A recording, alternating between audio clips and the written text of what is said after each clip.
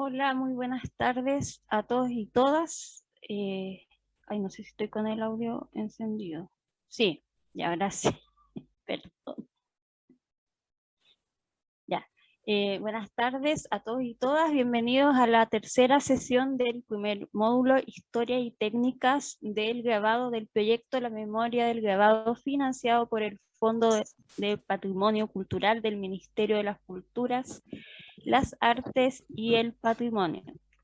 Saludamos a todos nuestros estudiantes hoy día presentes, y en esta ya tercera sesión nos va Ismael Díaz, que es el encargado del montaje y del taller del museo, que nos va a hablar sobre las técnicas del grabado. Creo haber dicho todo como corresponde. Si me equivoqué en algo, disculpas, pero también bienvenido a todos. Aquí veo a Irene, María Teresa, está la Cheli, está Víctor Hugo. Saludos a todos. Y Javierita, para que compartas pantallita. Sí, no sé si Elisa va a querer comentar algo inicialmente antes de presentar. Bueno, me parece bien presentarme y luego iniciar la diapositiva, ¿ya? ¿Les parece? Hola, soy Ismael Díaz, soy grabador e impresor. Trabajo para el Fondo de las Artes de la Universidad de Playa Ancha y también en el Museo del Grabado UPLA, que somos todos un equipo, un gran equipo, y estamos trabajando ahora en el proceso de instalación del museo. Entonces, les quería decir que lo que nosotros vamos a ver a continuación, metodológicamente, es una introducción a las técnicas del grabado. Obviamente, para poder aprenderlas más en profundidad, lo ideal sería poder pasar un periodo en un taller de grabado y poder ir incursionando y experimentando estas técnicas poco a poco. Pero también entiendo la necesidad que tenemos de generar y también poder prepararlos a ustedes como guías para nuestro museo. Entonces, mi presentación de introducción a las técnicas del grabado va a estar principalmente enfocada en la colección que nosotros tenemos para la muestra inaugural, ¿ya? Entonces, ahora le quiero pedir a Javiera, por favor, si puede empezar con la presentación, la primera diapositiva.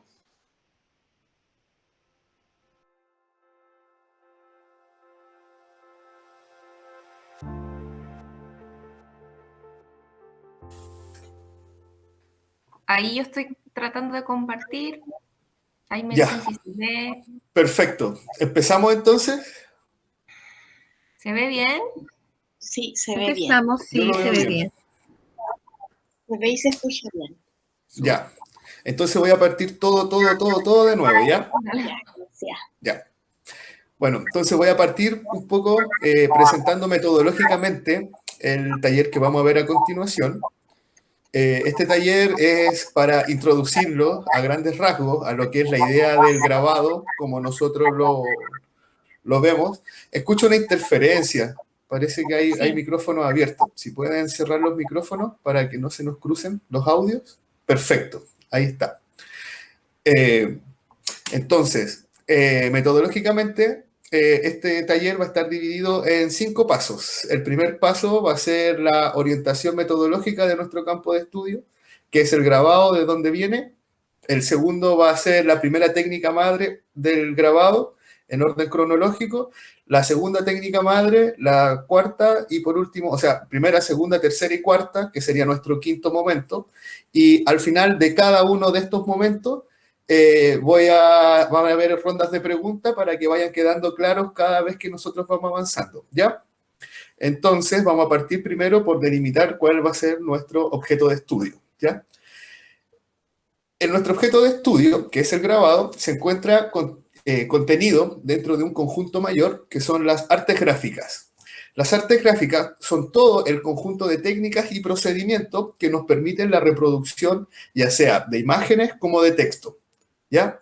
Las artes gráficas nacen con la industria del libro. Primero que todo, el libro primero las ilustraciones de los libros, que fueron las primeras en ser reproducidas, y luego los textos de los libros con la aparición de la imprenta de tipos móviles por parte de Gutenberg. Lo que no quita que antes de la aparición del tipo móvil ya existieran grabados para la ilustración del libro y que se hubiesen tallado también textos para reproducirlo. Pero con la diferencia de que esto era bastante lento, por lo cual no constituía todavía una industria. Eran casi pequeñas manualidades que permitían la reproducción, ¿ya?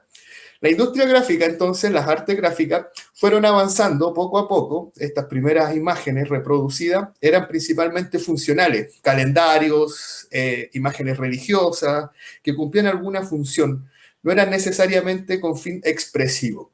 Llegado un momento en la historia, después de la aparición de la imprenta, empezaron por primera vez los artistas a volcar mayor expresividad en estas imágenes. Y también la gente que escribía podía también volcarse más expresivamente, pues podían constituir a partir de los tipos móviles frases, palabras y documentos que ellos quisieran reproducir, ¿ya? Entonces, el objeto de estudio más delimitado que nosotros vamos a abarcar, que es el grabado, se diferencia del resto de las artes gráficas principalmente por el tema de la expresión, que es la que nos va a poner dentro del campo de las artes visuales. Ese sería como nuestro primer conjunto, nuestra primera parte, nuestra primera pata de lo que es el trabajo, ¿ya?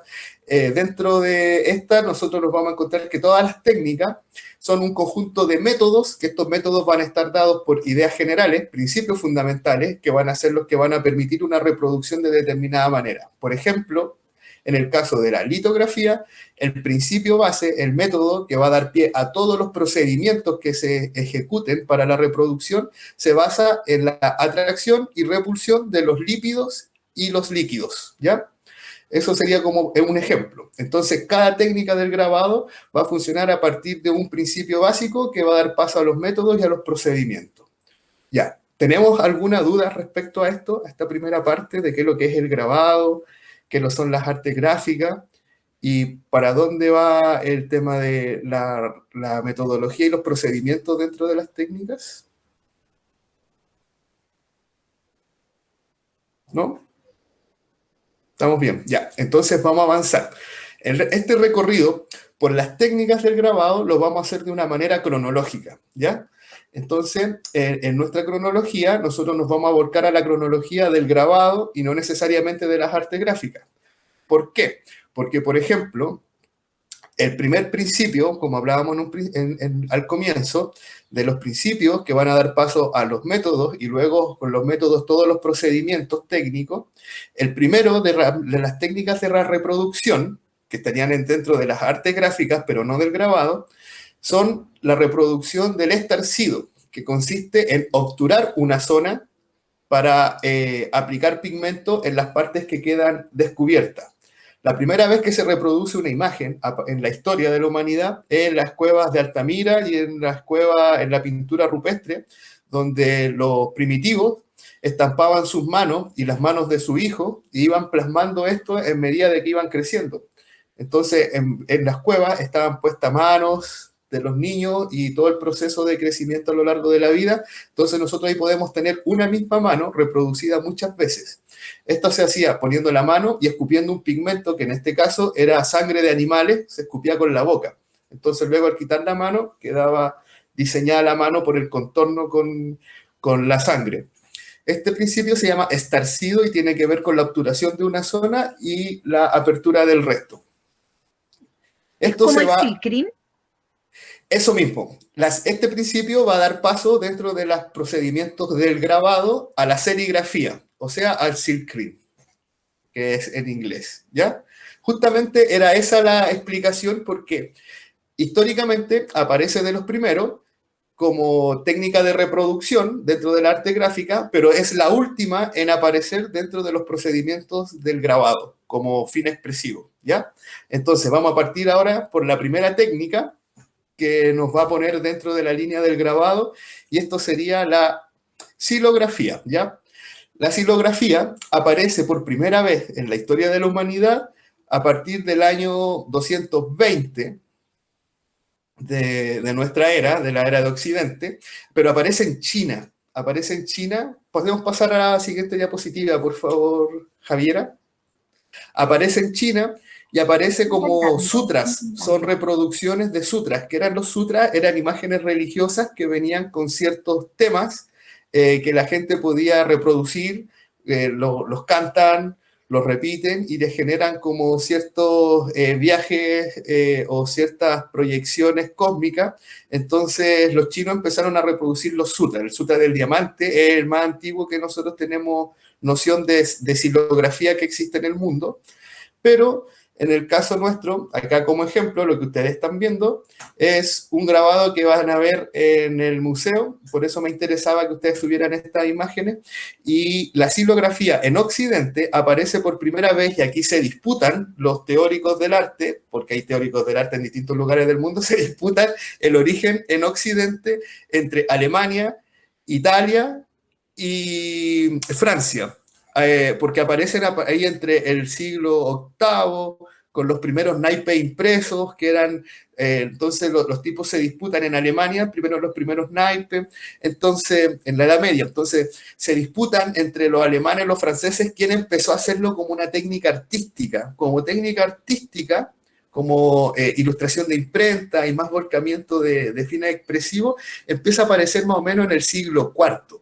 ¿Ya? Entonces en el siglo IV se empieza a ver esto cuando aparece la imprenta con Gutenberg, entonces ahí los alemanes dicen, no, porque esto es más expresivo, empieza a aparecer con nosotros cuando está la imprenta, y ahí se están peleando.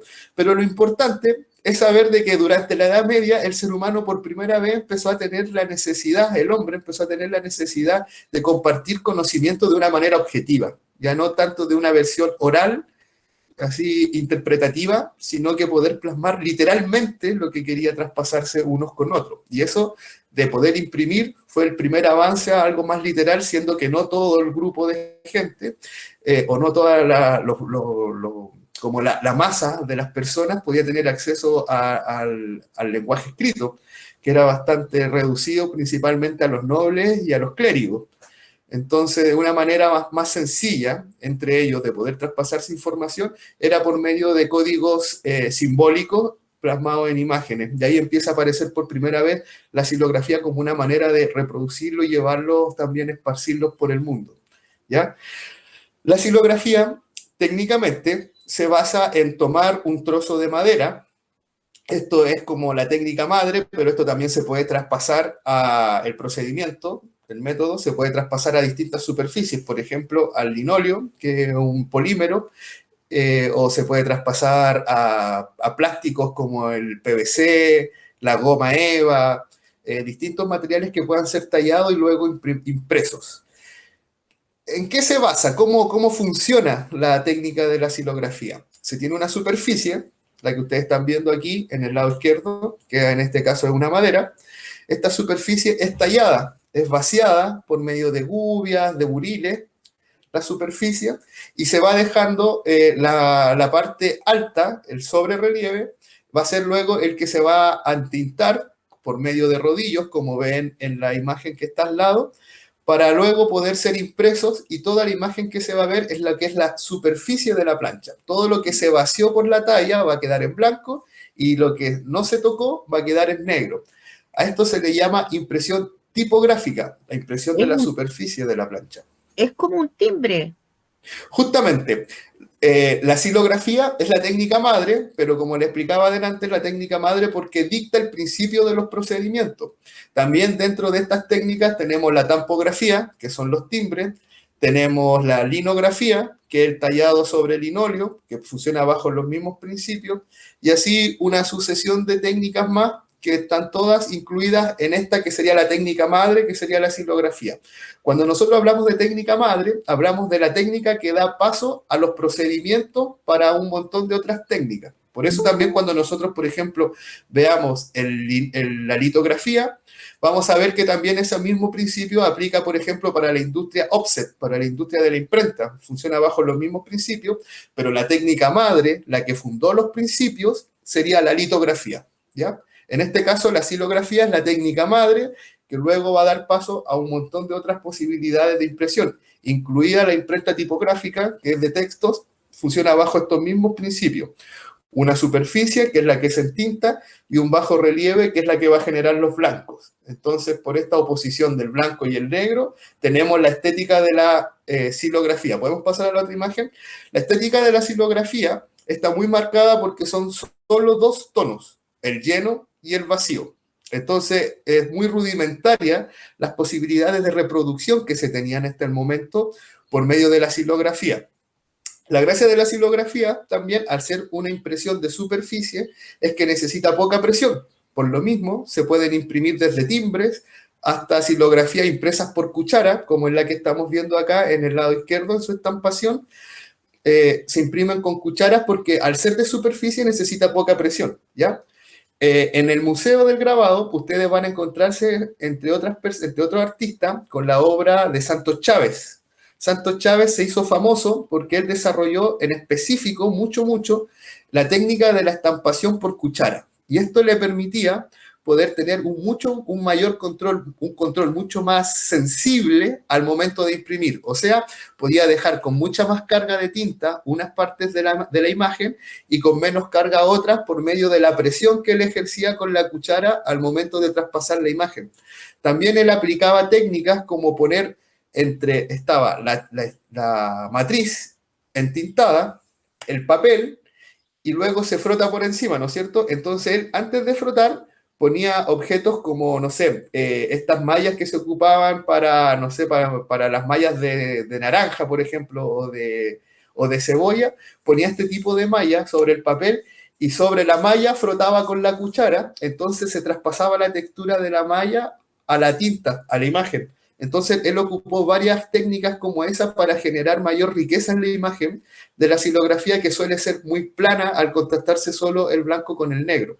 Ustedes se van a poder encontrar con imágenes como esa y para ese tipo de impresiones en la obra de Santos Chávez, luego en el museo.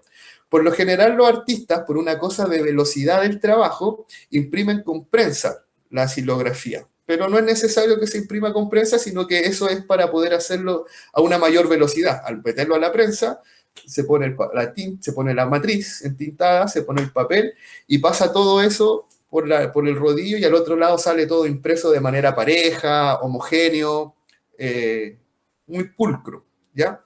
Pero la posibilidad de imprimirlo con cuchara le da mayor soltura, mayor posibilidad de gamas, de grises, de variables, ¿ya? Para romper este blanco y negro tan duro que tiene la técnica.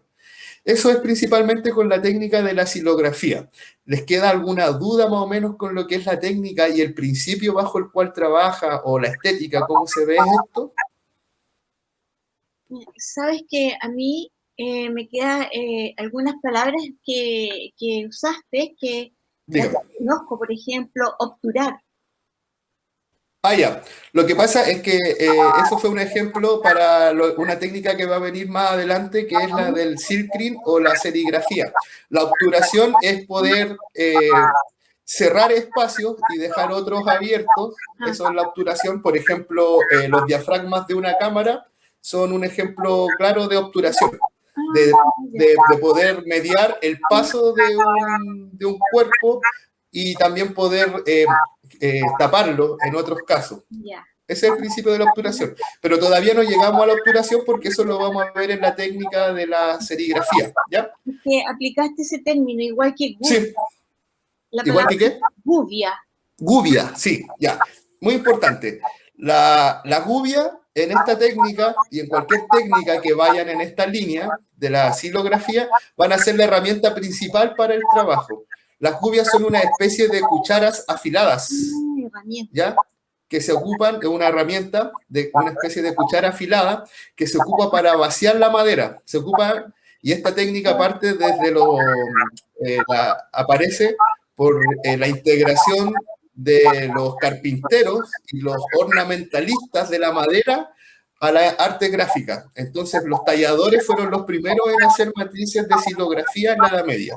El gremio de los artesanos de la madera. Ellos inventaron la silografía. Luego más adelante, y esto lo vamos a ver con la otra técnica, otros gremios se incorporaron y generaron avances tecnológicos a las artes gráficas que nos van a permitir una mayor fidelidad de la imagen. ¿Ya? Apagar En mi- este caso, dígame. No, yo doy las gracias porque se ocuparon esos términos que no los comprendí en su inicio. Muchas No, gracias. no, o sea, no hay de qué. El asunto es que lo que ustedes, lo que necesiten, lo que no sepan, lo vamos viendo al tiro, entonces así vamos dejando la idea armada y eso nos va a permitir pasar a la siguiente técnica más, ¿cómo se decir?, preparados, ¿ya? Entonces, ¿alguna otra duda sobre la silografía en cuanto a sus procedimientos detallados de creación de la matriz, de estampado o cómo se ve estéticamente? María Cristina, ¿podría silenciar su micrófono, por favor? Que se le escucha como con eso. Muchas gracias. ¿Tenemos alguna otra? ¿Otra duda? ¿Inquietud? ¿No? ¿Seguimos entonces? Yo. Dígame. Ya, entonces, como para definir, porque después íbamos a hacer un ejercicio, pero ya no lo vamos a hacer, pero Ya. como para cuando uno ve una obra en silografía, lo más representativo quizá me estoy arriesgando, pero es el blanco y negro, ¿no? Claro, Lo concreto entre el blanco y el negro. claro, de lo que estamos hablando en ese caso es de la estética de la silografía. Tienen que estar claros de que la estética de la silografía está definida por el contraste del sobrerrelieve y el bajo relieve. El sobrerrelieve es un lleno, la tinta, y el bajo relieve un blanco, como pueden ver ahí en la bicicleta que está de ejemplo. No tenemos grises todavía, no tenemos medios tonos. Lo más cercano a un medio tono sería un proceso de yuxtaposición de blancos y negros que engañen un poco al ojo y lo hagan creer de que está viendo alguna textura o algún tono intermedio, muy similar a lo que sería la técnica del impresionismo, por medio de yuxtaposición engañar al ojo. Pero todavía no tenemos la aparición, por ejemplo, de un gris en la matriz o en la imagen, ¿ya? No hay luces y sombras en el fondo. No, solo blanco y negro, hasta el momento. Luego esos serán efectos logrados de manera óptica, pero no en la matriz propiamente tal. ¿Paso a la siguiente? Perfecto, entonces pasamos a la otra técnica. Acabamos de ver entonces nuestra primera técnica madre, que fue la silografía. Su principio es, como les decía, el alto y el bajo relieve, donde se entinta la superficie. A eso se le llama impresión tipográfica, la impresión de la superficie, y su manera estética es el blanco y el negro. Entonces, con eso cerramos y pasamos a la siguiente técnica. Avanzado el tiempo, entonces, la industria gráfica ya tenía la posibilidad, con la aparición de la silografía, de reproducir, estamos hablando del siglo XIV, de reproducir imágenes, ¿no es cierto?, de reproducir texto, de poder traspasarle a más gente un mensaje objetivo, un mensaje concreto, que podía ser una palabra escrita, o un mensaje simbólico, no tan objetivo, pero simbólico, que podría ser las imágenes, ¿no es cierto?, una construcción simbólica de imágenes. Entonces, esto generó, en el siglo XIV, la aparición de la imprenta, esto generó un desarrollo del intelecto humano y una necesidad al mismo tiempo, como ya hablábamos de la primera necesidad en la Edad Media de poder traspasarse la información, luego apareció la necesidad de poder compilar toda esta información, de poder meter mayor información en menos espacio, y empezó un proceso tecnológico bastante interesante, la búsqueda de suplir la fidelidad de la reproducción de la imagen. Esto es como cuando nosotros escuchábamos la música en cassette, ¿se acuerdan? Y que en el cassette, si uno tenía un cassette con cinta de plástico, tenía un grado de fidelidad de reproducción, podíamos reproducir imágenes con una calidad, pero luego cuando salió la cinta metálica, podíamos escucharlo con otra calidad, una calidad mucho más sensible. En el caso del grabado es lo mismo.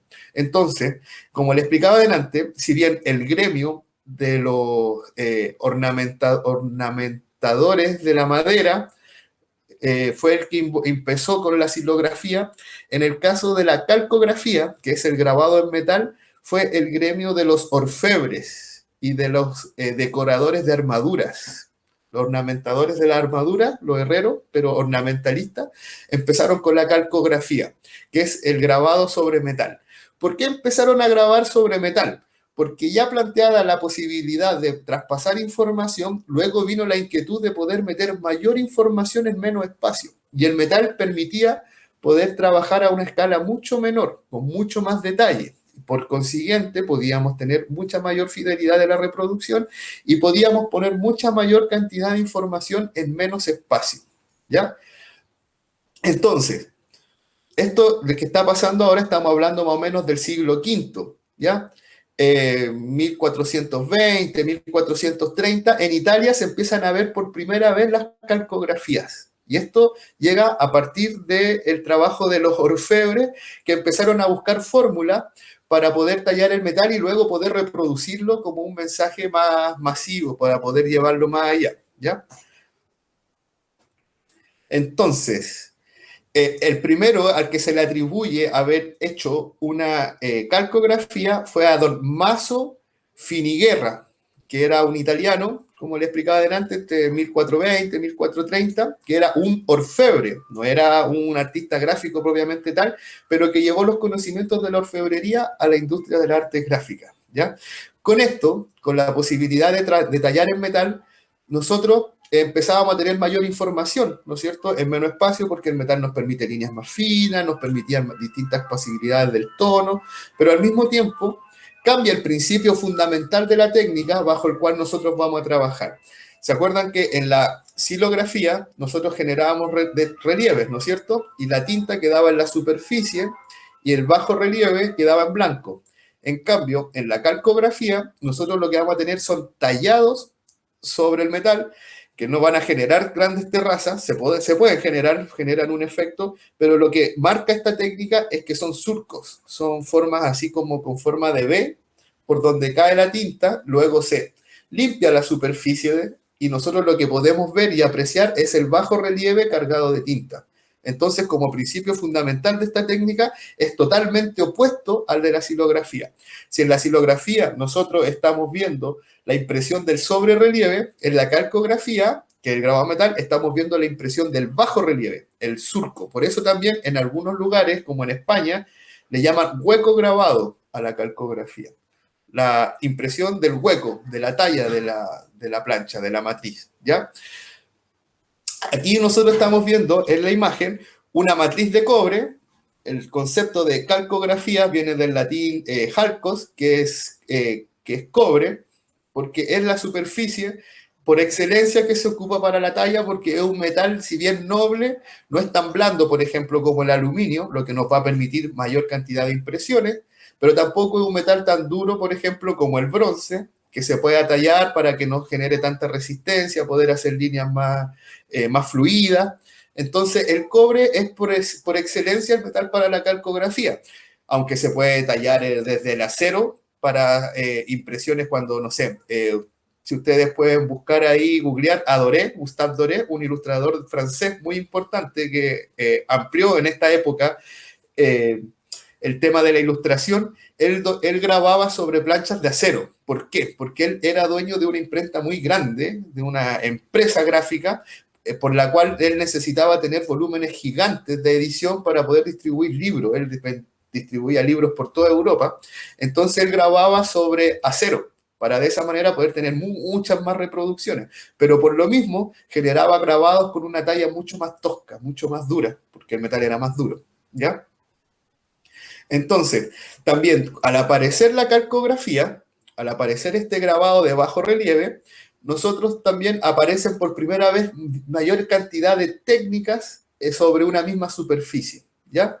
Ahora, por lo mismo, ustedes en el museo se van a encontrar principalmente, no con la técnica principal, que podría ser el buril, que fue la primera técnica con la que se empezó a tallar el metal, sino que van a encontrar tres técnicas que son las más conocidas, que son el agua fuerte, el agua tinta y la punta seca. Así que pasemos a la otra diapo porque a continuación les voy a explicar más o menos de qué consisten esas tres subtécnicas de la calcografía, ¿ya?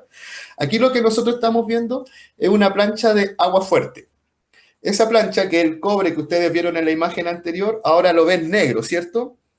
Ese negro que ustedes ven en la superficie, ese negro es el negro del barniz con el cual el cobre fue aislado su superficie, fue impermeabilizada, pero la gracia de ese barniz es que es un barniz que tiene un porcentaje alto de cera de abeja, cera virgen, lo que va a permitir que uno lo pueda dibujar muy fino, con estiletes y herramientas muy agudas, puede dibujar líneas muy finas. Luego que se dibuja, la imagen que ustedes ven ahí en blanco, en esas imágenes como doradas, brillantes, es la parte donde fue quitado el barniz con los estiletes. Luego esta plancha, que está impermeabilizada, va a ser sumergida en el ácido o en el percloruro, en este caso, que es con lo que trabajo yo, para que sea el ácido el que genere el surco en el metal, para que luego en esos surcos ingrese la tinta, ¿ya? Entonces, pasemos a la otra diapositiva.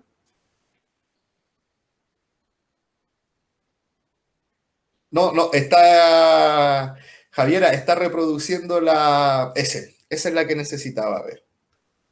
Entonces, la estética del agua fuerte va a estar marcada por las líneas, ¿no es cierto? Aquí nosotros estamos viendo, este es uno de los grabados que van a estar en la inauguración, este es Barroco Americano, del grabador chileno Jorge Martínez, que es profesor de la Universidad Playa Ancha y un gran maestro del grabado en calcográfico.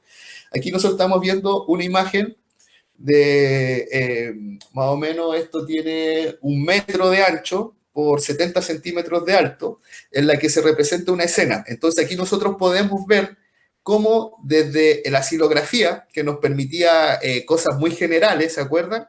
Cómo nosotros podemos llegar a un grado de detalle en el que podemos ver una escena gigante que está ocurriendo aquí en esta imagen, con un montón de detalles.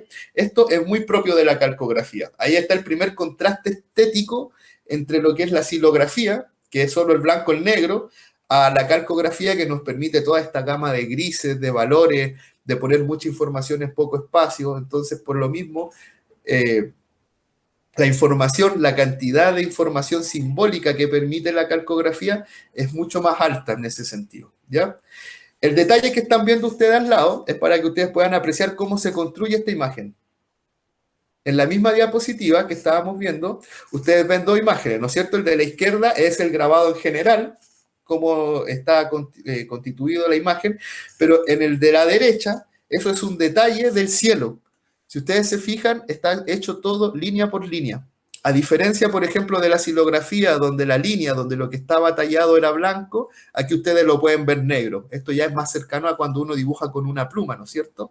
En el que uno pasa la pluma y queda la línea negra ahí, ¿no es cierto? En este caso de la calcografía, ahí yo le estoy mostrando en ese detalle.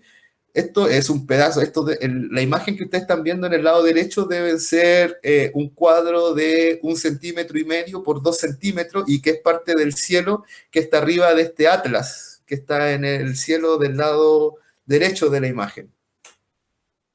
Puede ser Sísifo también, ese personaje que está cargando una piedra arriba de la columna. Entonces, si ustedes se fijan, el grado de detalle, la posibilidad de la línea es mucho mayor que la que nosotros podemos encontrar en la silografía. Y ese es el aporte de la calcografía a este proceso evolutivo de las artes gráficas. Agua fuerte es lo que ustedes principalmente van a encontrar cuando vean calcografía en el museo. ¿Ya? Pasemos a la otra.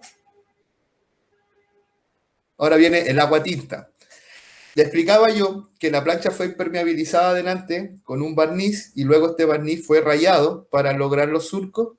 En el agua tinta también vamos a trabajar con ácido y vamos, en vez de impermeabilizar la plancha con barniz, la vamos a impermeabilizar con polvo de pez de Castilla, con pez de Castilla molida. Esta resina de árbol, de espino de Castilla, va a ser pulverizado, va a ser depositado sobre la superficie de la plancha y luego esto va a ser cubierto con barnices para obturar algunas partes, para tapar algunas zonas y dejar que el ácido muerda o penetre en otras. El efecto del grano de la pez de Castilla va a generar puntos sobre la matriz. Lo que ustedes ven en el detalle del lado izquierdo es la misma imagen. Aquí lo que están viendo ustedes es una aguatinta, esa es mía, también va a estar en la exposición del museo. Es una aguatinta, es una ola, pero la gracia es que en el detalle ustedes pueden ver los puntos, cómo esto está hecho por medio de puntitos tan microscópicos que el ojo no lo ve como punto, ve la imagen completa, ¿ya? La diferencia estética es notable. Aquí pasamos en la misma calcografía, podemos trabajar tanto por líneas como por puntos, ¿ya? Es una particularidad también del metal, que no lo tiene la madera. La madera es o lleno o vacío. pero no tiene estos puntos intermedios, no tiene, por ejemplo, esta cantidad de grises que podemos ver en este detalle. Eso no existe en la silografía, pero sí en la calcografía. Todo esto está siendo trabajado con ácido, eso se le llama técnica indirecta de trabajo. Y por final, que va a ser la tercera subtécnica que van a ver mucho de en la calcografía, tenemos la punta seca. La punta seca está hecha tallando directamente el metal con herramientas afiladas. Pueden ser buriles, pueden ser puntas de diamante, pueden ser estiletes, que son metales afilados que nosotros utilizamos, que por lo general son de metales muy, muy duros, como, no sé, el acero de carbono o no sé, puntas niqueladas para que tengan mayor dureza. Y la gracia y la particularidad estética de esta técnica es que cuando la superficie del metal es tallada, es pasada a esta herramienta filosa por sobre ella, el metal que está siendo extraído para hacer la línea queda sobre el relieve, lo que hace estas líneas peludas, por ejemplo, en el pelo del personaje, que vemos en el detalle de al lado, que es una línea que no es tan nítida, pero que genera una textura más aterciopelada. Eso es por el sobrerelieve que se genera al tallar. La imagen que estamos viendo ahora se llama Las Fieras y es un grabado a la punta seca de Medardo Espinosa, uno de los principales alumnos de Carlos Hermosilla, de los grabadores de Viña. Creo que es uno de los representantes más icónicos junto con Sergio Rojas. Se llama Las Fieras y es un grabado a la punta seca, está tallado a mano de manera directa. Ahora, con esto terminamos más o menos lo que sería la calcografía. ¿Queda alguna duda más o menos de cómo es la técnica, cómo se imprime, cómo se ve? Me imagino que en esta hay mucho más dudas, es mucho más técnico. Adelante, por favor, siéntanse en confianza. Yo quiero decir algo. Para todos los que están escuchando esta presentación de Ismael, tranquilidad, esto cuesta, son hartas técnicas. Yo he ido 1000 veces al museo y 1000 veces le pregunto a Ismael y él tiene súper buena voluntad para irnos comentando siempre sobre las diferentes técnicas en la calcografía. Es difícil, pero no imposible. Así que puede que ahora estén medios confundidos, pero los vamos a ir repasando todas las clases para que no se desesperen, porque vamos a ir haciendo trabajo, vamos a ir viendo hartas imágenes para irnos metiendo en eso, ¿ya?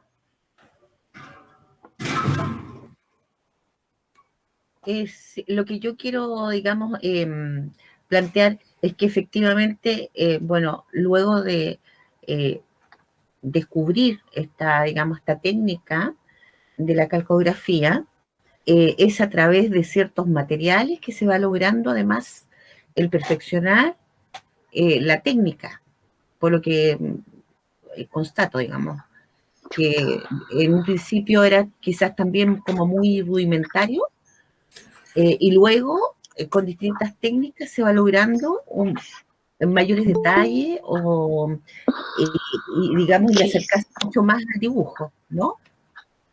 Claro, justamente, incluso en un principio la técnica era utilizada, al ser la matriz tallada con gubias y con buriles, era muy cercana a lo que era la silografía todavía.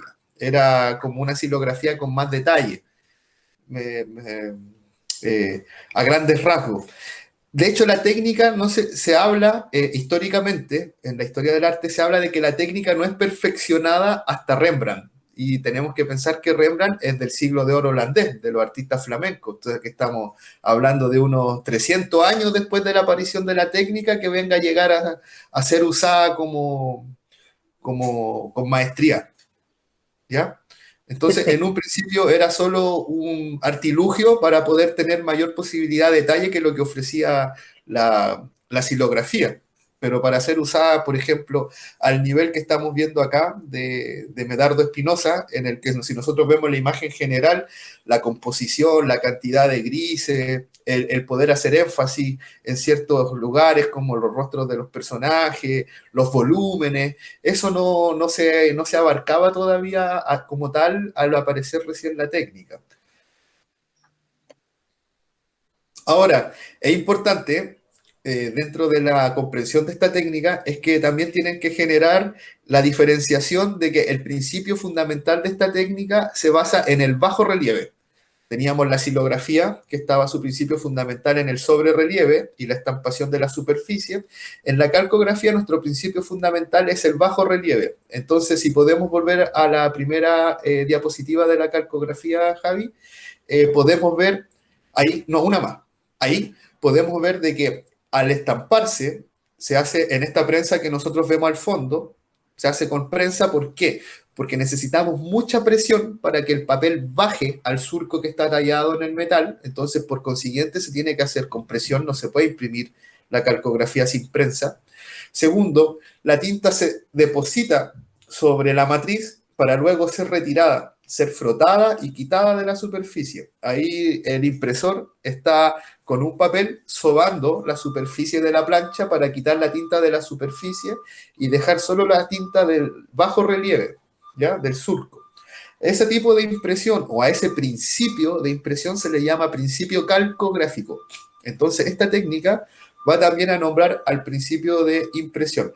Si en la primera técnica de la silografía, la técnica de sobrerelieve se llamaba silografía, la técnica de impresión se llamaba impresión tipográfica, o sea, de superficie. Acá la técnica de impresión se llama calcográfica, igual que la técnica de tallado. Puede ser redundante, pero es una diferencia taxonómica importante. Es como cuando nosotros definimos una figura geométrica, la figura geométrica puede ser definida o por los ángulos o por los lados. Las técnicas del grabado se pueden definir por la superficie que se talla o por el procedimiento de impresión. Sigamos adelante. Si no hay más dudas sobre la calcografía o sobre las subtécnicas, si alguno tiene alguna duda sobre el agua fuerte, el agua tinta, la punta seca, creo que es buen momento para decirlo antes que pasemos a la otra. ¿No? ¿Queda más o menos claro? Yo creo que no queda claro hasta que uno no ve cómo se hace. Justamente. Efectivamente son materiales distintos, entonces el agua fuerte, claro, yo me imagino, en la idea que tú hablaste de que se ponía la superficie negra y todo eso, y que además me imagino que tiene que haber una serie de subtécnicas en relación al metal que se usa también, porque también los metales cambian el color de la tinta. Entonces, yo creo que, claro, uno sabe que el agua fuerte da ciertas tonalidades y que quizás el agua tinta da otras, pero es viéndolo que vamos a poder como finalmente distinguirlo mucho más, creo yo. Justamente, de hecho yo creo que cuando ya estemos instalados en el taller, yo los voy a invitar de manera más personal a que asistan al taller y puedan ver también las técnicas en su proceder, porque también eso creo que les va a aclarar mucho. El uso de los mordientes, el uso de los barnices, eso les va a aclarar mucho, tanto de la técnica como de la estética, lo que se logra después. Así que gracias, sí, gracias. Es cierto. Una cosa también antes que se me vaya es que no necesariamente sobre la imagen tiene que haber solo una técnica. Yo ahora busqué imágenes donde hay solo una técnica de cada una para que sea más fácil de identificar, pero por ejemplo el agua tinta y el agua fuerte se llevan súper bien. O sea, hay artistas que trabajan el agua tinta para dar los tonos y el agua fuerte para dibujar y hacen unos grabados, unas cosas espectaculares. Ejemplo de eso podría ser el mismo Rembrandt o Francisco de Goya. Francisco de Goya mezclaba muy bien el agua tinta y el agua fuerte. Sigamos, para que pasemos a la siguiente técnica. Yo quería preguntarle sobre Dígame. el papel. ¿Es un papel Dígame. especial? ¿De cuánto gramaje? ¿Para las diferentes técnicas el mismo tipo de papel? ¿O hay diferentes tipos de papel dependiendo la técnica que se use? Perfecto, una pregunta muy, muy buena. Para la silografía y en general para las técnicas del grabado se trata de utilizar, por una cosa de preservación de la imagen, papeles de algodón. Eso sería lo ideal. Obviamente, por el acceso, por el valor de estos papeles, es difícil de conseguir el papel de algodón. Entonces, por ejemplo, el maestro Carlos Hermosilla, que fue uno de los primeros maestros en Chile en hacer grabado, el maestro imprimía sobre todos los tipos de papeles que él pudiera conseguir. Imprimía sobre hojas de revista, porque su familia tenía una imprenta, entonces él se llevaba los remanentes de la imprenta, imprimía sobre hojas de revista, que es papel cuché, imprimía sobre papel imprenta, que es este papel roneo, que dura muy poco, que se quema fácil con el sol. Incluso él tiene ediciones sobre papeles buenos ya cuando estaba más consagrado y tenía acceso a los materiales, pero incluso él imprimía sobre esquelas de carta que le mandaban. Por ejemplo, tiene un reconocimiento que le hacen por ahí por ser así como premio al esfuerzo, porque él le faltaba un brazo. Por la polio perdió un brazo y una pierna. Y le hacen un reconocimiento y está esta esquela como el reconocimiento con los sellos oficiales. Y él dijo, oh, este papel tan bueno, lo pescó y lo imprimió por el otro lado. Y atrás tiene, por el reverso, tiene un grabado. Entonces, hay momentos, y hay lugares, momentos de la historia en el que los materiales quizás no son tan accesibles y los artistas han impreso sobre cualquier tipo de superficie. Pero lo ideal sería poder tener un papel de buena calidad como un papel de algodón para imprimir litografía, xilografía. En el caso específico de la calcografía, el papel de grabado para la calcografía, se trata de que sea un papel hecho por fibras, por capas. Entonces, las capas de fibra van en una dirección, en otra, en otra, así como un tramado. ¿Y eso qué es lo que permite? Que cuando pasa por la prensa y el papel se deforma para entrar en los surcos, el papel se deforma, pero no se rompe. Y luego cuando es sacado de la estampa, pues sacado de la prensa, el papel queda ondulado porque son papeles que se mojan. Para todos estos tipos de impresión, para que el papel pueda recibir la tinta adentro, tiene que estar mojado, ¿ya? Tiene que ser humedecido. Entonces luego cuando se saca, el papel se deforma, queda ondulado por la humedad y por la presión. Entonces luego los papeles de fibra, que son los papeles de grabado como, no sé, el Super Alpha, el Arches, el Creise, el Harne Miller, que son distintas casas, molinos papeleros que se dedican al papel de grabado. Estos papeles que están hechos por fibra luego pueden ser prensados y recuperan su forma. Y esa es como una particularidad del papel de grabado propiamente tal, porque por ejemplo hay papeles para dibujo que son de algodón, son muy buenos, pero son hechos de pulpa, entonces si se llegan a deformar la ondulación no vuelve, no se puede volver a estirar esos papeles. En cambio los papeles de grabado tienen la particularidad al ser hechos de fibra, además de ser de algodón, no solamente son de algodón, sino que hay fibras de arroz, hay fibras de cebolla, hay fibras de distintos materiales, pero son de fibra. Eso permite que los papeles puedan volver a tomar la forma original, que puedan volver a estirarse. Que eso es muy necesario por el tema de la humedad en el papel, que se imprime en húmedo. Así que la pregunta de doña Amelia viene pero muy al callo, porque en este caso mismo de la calcografía, el papel es donde es más exigido, donde tiene mucho más rigor por la presión con la que se tiene que imprimir, porque el papel se tiene que deformar para entrar al surco.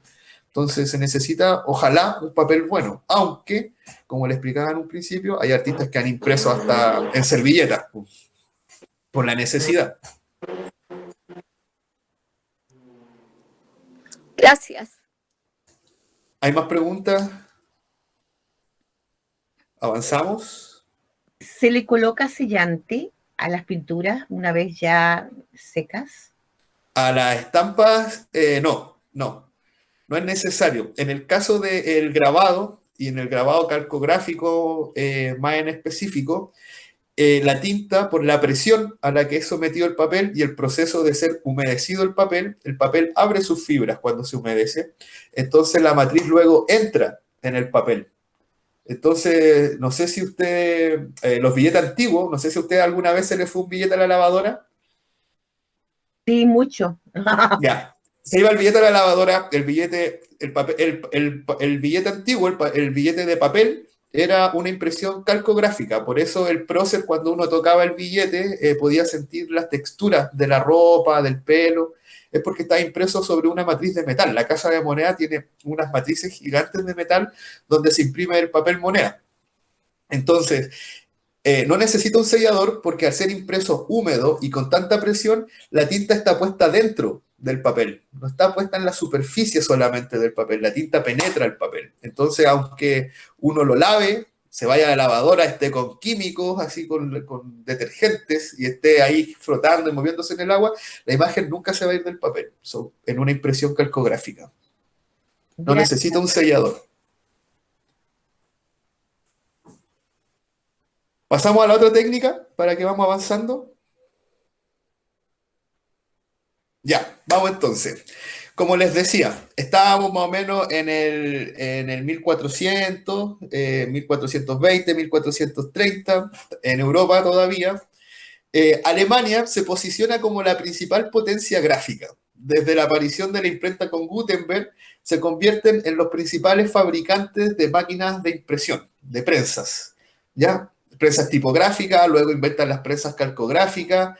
Hasta el día de hoy los alemanes siguen siendo Heidelberg, la provincia, sigue siendo la principal productora de maquinaria para la imprenta, hasta el día de hoy. Entonces es ahí mismo que en 1796 un artista, un inventor, un técnico en realidad de la industria gráfica que se llamaba Alois Serelfelder. Cuesta pronunciar los nombres, los apellidos alemanes, perdón.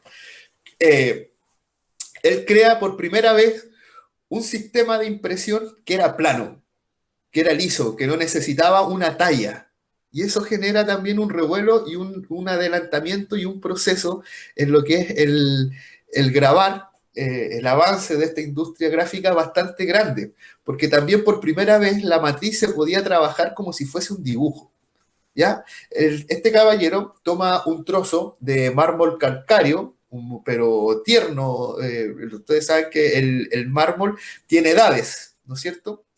Entonces toma uno de estos trozos, de los más tiernos, de los más, ¿cómo se podría decir? Como jóvenes, con menor porosidad, más lechoso en su forma, y lo pule, lo deja plano. Y sobre esta superficie plana y pulida, empieza a dibujar con crayones, con lápices grasos. Y al dibujar con los lápices grasos, él podía dejar incluso la textura como si uno estuviera dibujando sobre un papel. Y deja esta textura de poros, como cuando uno dibuja con un carboncillo. También se dio cuenta de que si pasaba una pluma con esta misma grasa, la línea podía ser nítida, recta, pareja, como si fuera hecha con tinta. Entonces, esto le permite al artista enfocarse y ver la matriz como un dibujo. Ya no tenía que ser un técnico tallador, no tenía que ser un escultor prácticamente el que hacía la matriz, ¿ya? Entonces ahora podía ser un dibujante y dibujar como acostumbraba a dibujar. Ya no tenía que en su cabeza volverse loco pensando en cómo iba a tallar, cómo iba a esculpir la matriz para lograr la imagen. Esto generó que la ilustración avanzara a un paso agigantado.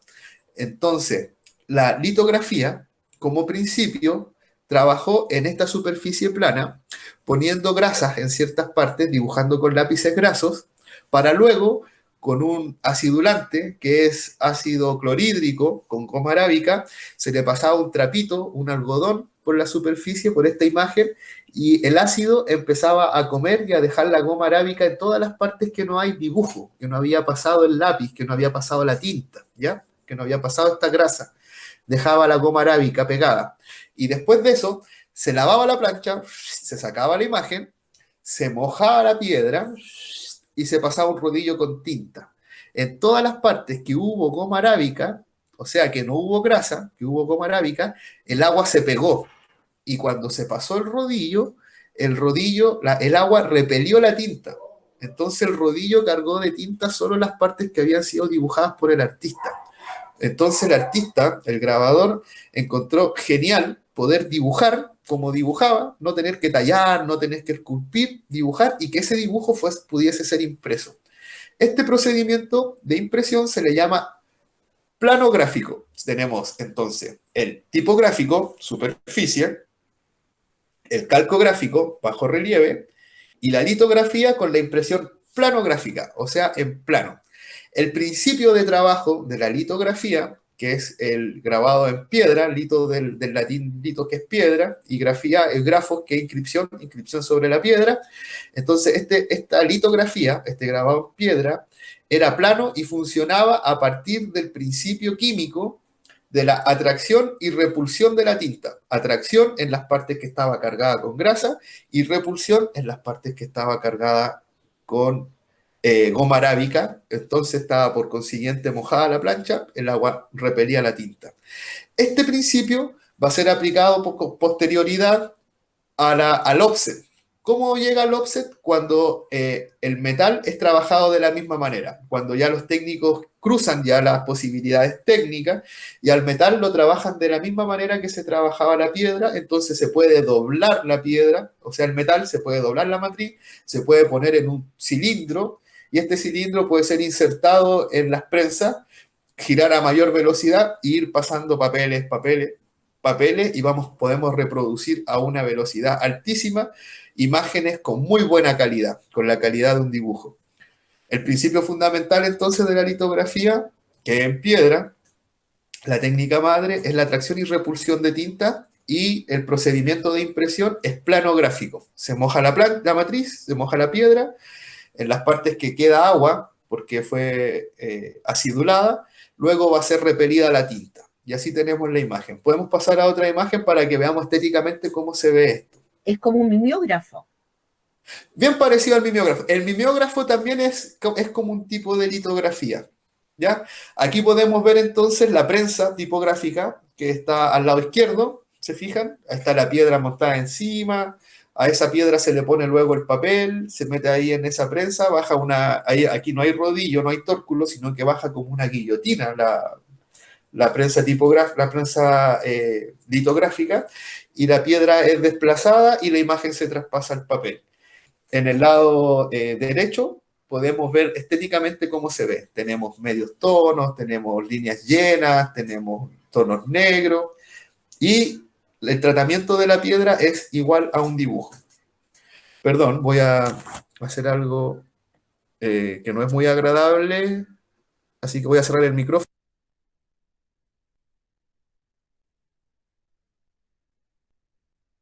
Oye, Isma, a propósito de litografía, el otro día estaba la Javiera Moreira, ella es de Casaplan, y nos comentaba sobre la litografía 11 de septiembre del 73 de Nemesio Antunes, como anécdota sobre litografías, porque vemos que es una piedra igual bien gruesa.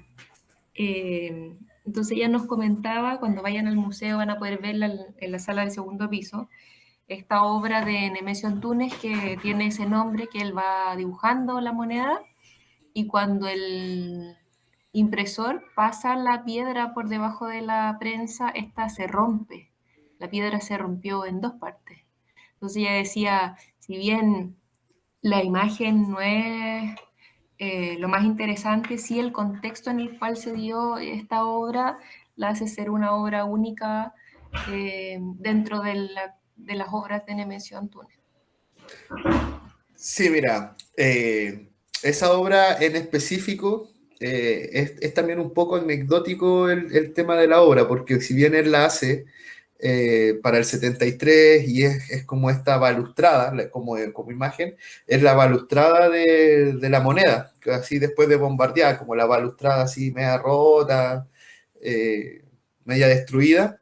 Al momento de imprimirse la litografía, se tiene que establecer la presión que va a tener la prensa. Para establecer la presión, se baja la guillotina en el medio de la piedra, se calibra la presión y luego se levanta y se hace la impresión.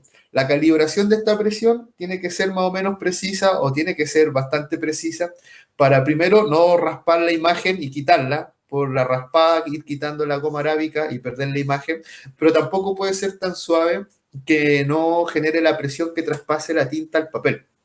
Entonces, ¿qué pasó con esto? Y esto es, no sé, quizás sea una infidencia, que Nemesio Antunes por lo general trabajaba con impresores. Entonces, en el proceso de imprimir, creo que él estaba imprimiendo la piedra y se le quebró. Entonces, esto genera como esta anécdota del quiebre de la historia, entonces carga más simbólicamente el contenido de la plancha. Pero importante es que puedan diferenciar cuando vean una estampa de litografías, porque la impresión es plana, entonces no va a tener relieves. Por ejemplo, en la calcografía, cuando ustedes estén en el museo, van a ver que todas las calcografías por el borde de la imagen van a tener un relieve, que es el relieve de la matriz. En el caso de la litografía, ustedes van a ver una impresión plana, sin relieves. De esa manera van a poder diferenciar con mayor facilidad la litografía. ¿ya? Van a encontrarse litografía de Valparaíso, porque Valparaíso es una escuela muy grande de litografía. Lamentablemente, en último tiempo se ha perdido la técnica, pero en el museo tenemos como esa parte histórica de cuando se hacía harta litografía en Valpo. Van a encontrar harta lito y de distintas manos. Van a ver que hay muchas técnicas distintas, hay muchas manos, muchas maneras de hacer la litografía.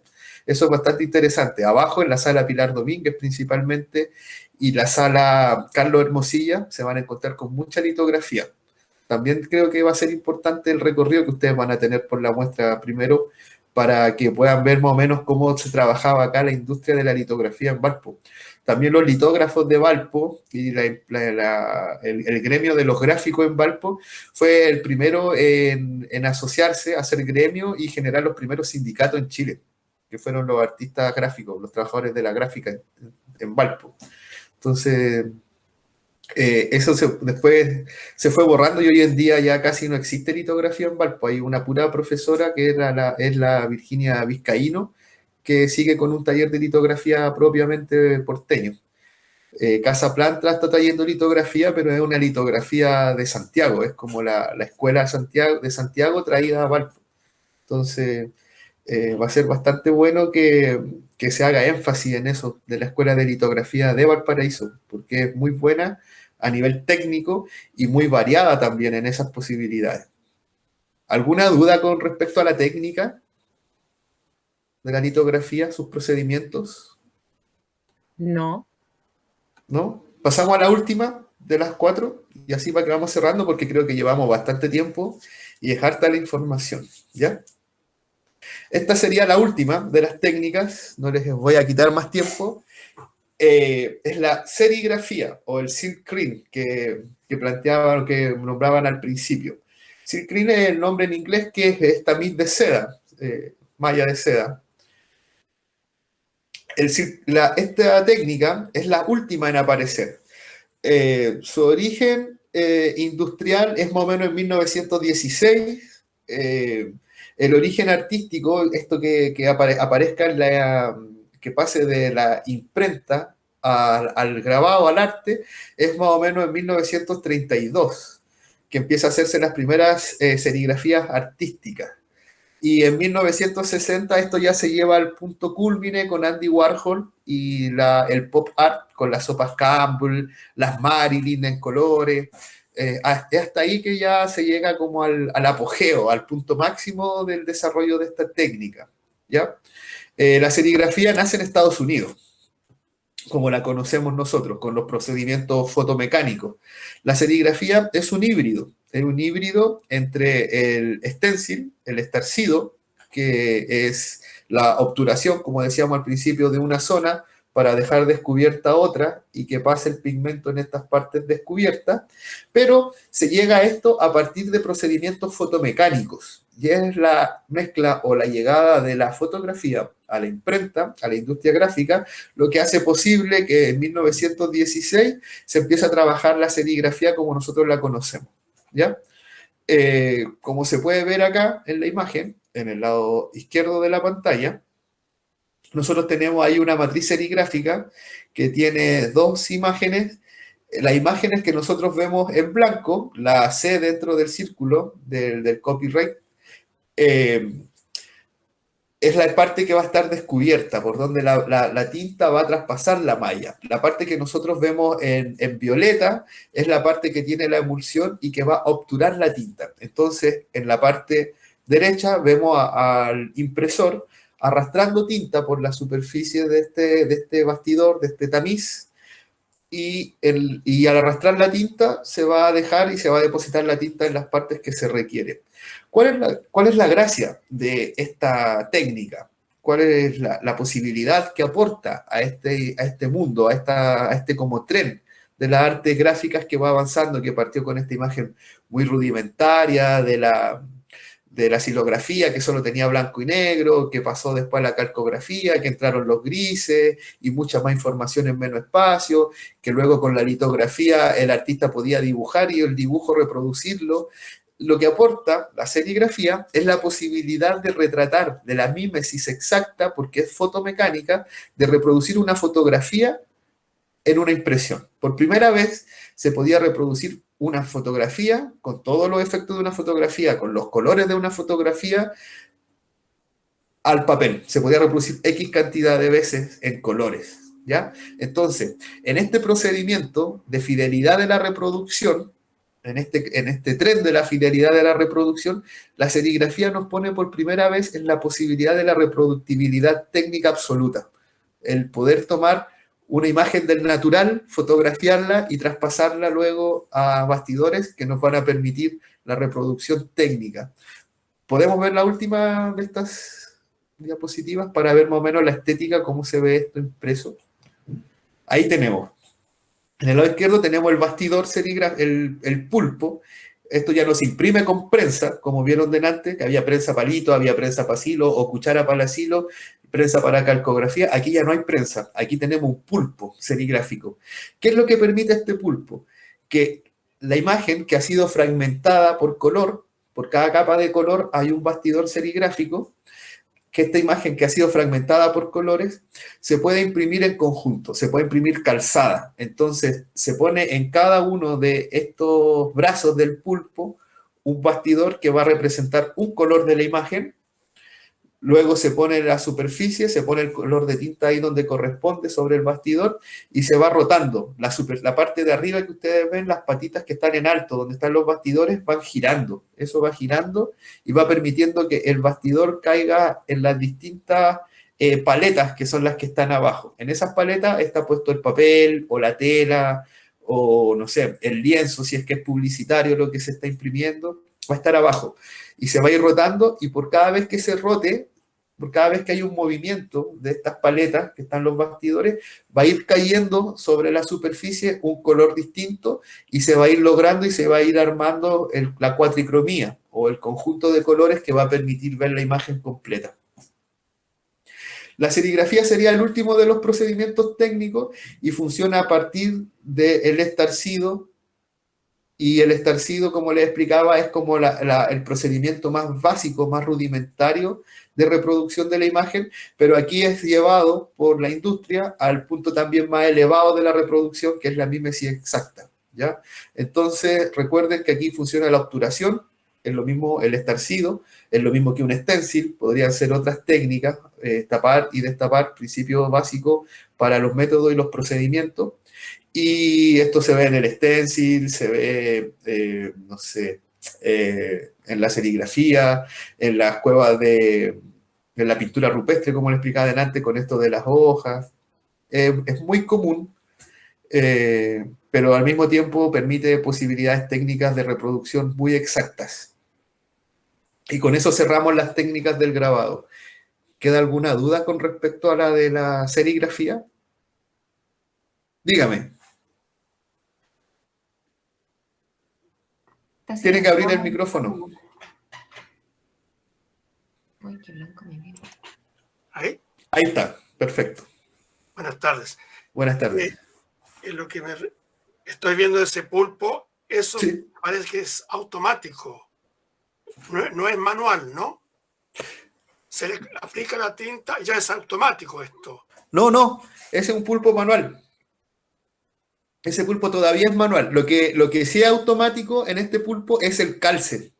La aplicación de la tinta es manual, pero el calce es automático. El pulpo se ajusta de tal manera que cada vez que uno baja la malla, cae en el espacio preciso para que las imágenes caigan justo una arriba de otra. Pero tiene que haber una persona que deslice la paleta. Claro. Para que la impresión se haga. De hecho, por lo general en los pulpos trabaja una persona por brazo. Trabajan así 4 personas, 5 personas en un solo pulpo. Me recuerdo que en los años 60 estaba muy de moda y trabajar con silk screen, como se llamaba, le llamábamos nosotros, ¿no? Entonces hacían las poleras, se estampaban de 2 colores. Claro, cada tela con diferentes colores, como usted lo había dicho, eso recuerdo. Claro, también en los años 60 se hizo mucho afiche, también. Afiche artístico, con serigrafía.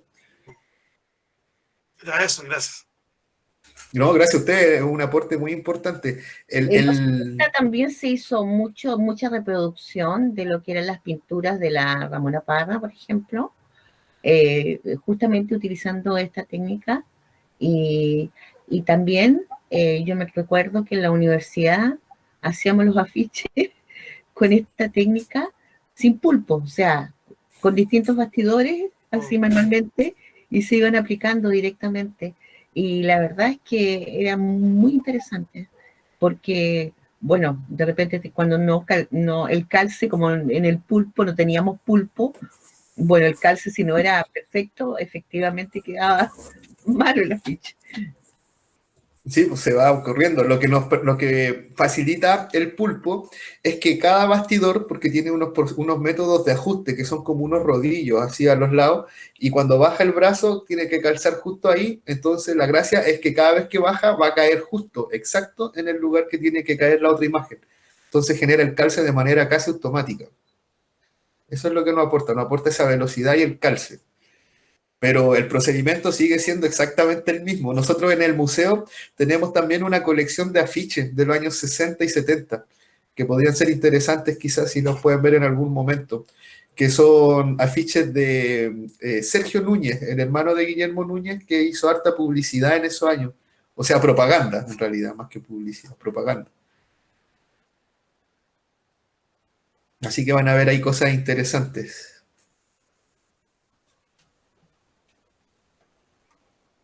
¿Tenemos alguna pregunta respecto a la técnica o a la clase?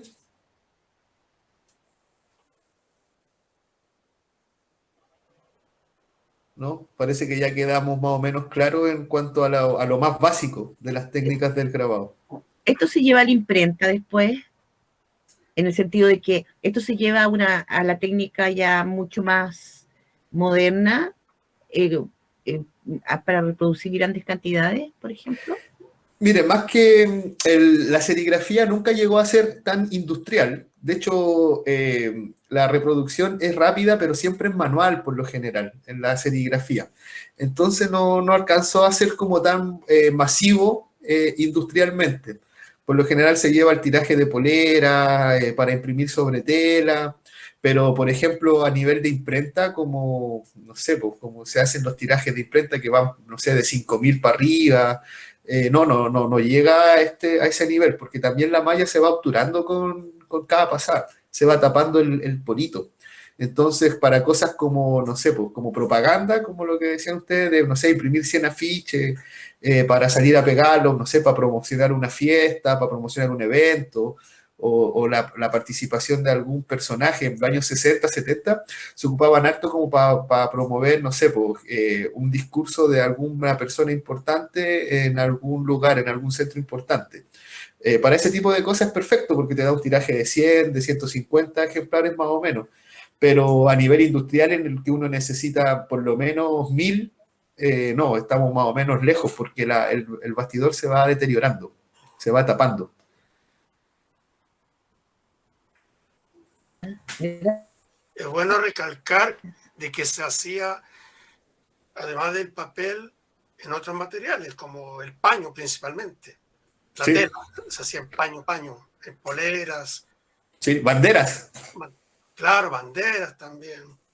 Banderas, habían harto. Bueno, y panfletos. Se hacía harto panfletos de serigrafía. Muchos. Mucho panfleto. Sí. Hay gente que se ha dedicado a investigar y a compilar ese tipo de material. Los volantes, los afiches, los panfletos de determinada época. Y marcan también cierta estética y ciertos momentos históricos.